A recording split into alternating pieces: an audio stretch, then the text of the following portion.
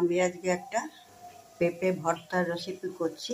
পেঁপেগুলো একটুখানি একটু পাকা পাকা হয়েছে, কেউ খেতে চায় না, তাই জন্য আমি এটা দিয়ে আজকে ভর্তা বানাচ্ছি।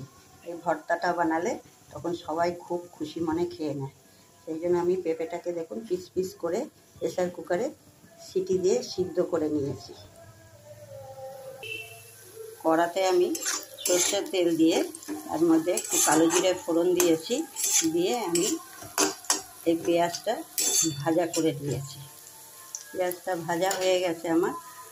এর মধ্যে আমি একটু চিনি, একটু নুন, একটু ম্যাড্রাসি লঙ্কার গুঁড়ো আর এইটা একটু হলুদ গুঁড়ো নিয়েছি। আমি এগুলো সব দিয়ে দেবো এর মধ্যে।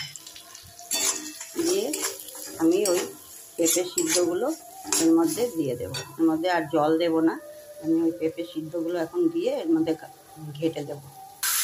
পেঁপে সিদ্ধগুলো দিয়ে দিয়েছি। এবার আমি এটাকে ঘাটা ঘাটা করে তারপরে আমি এটাকে ভর্তা বানাবো।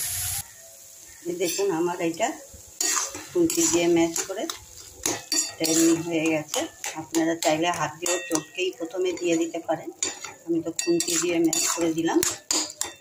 আর এটা ভাত দিয়ে রুটি দিয়ে খেতে খুবই ভালো লাগে।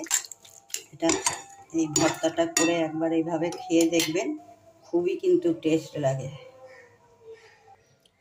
এটা হচ্ছে দুটো কাঁচা লঙ্কা সরি, এটা দুটো শুকনো লঙ্কা আমি আগে তেলে ভেজে রেখেছিলাম। আর একটু পেঁয়াজ ওইখান থেকে আমি তুলে রেখেছিলাম, তেল দিয়ে পেঁয়াজ দিয়ে এটা আমি এর উপরে এখন দিয়ে দিলাম। এটা আবার খাওয়ার সময় একটু আমি হাত দিয়ে চটকে এটাকে মেখে দেব। এটা এইভাবে একবার করে খেতে কিন্তু খুবই ভালো লাগে এই পেঁপে ভর্তা। এটা ভাত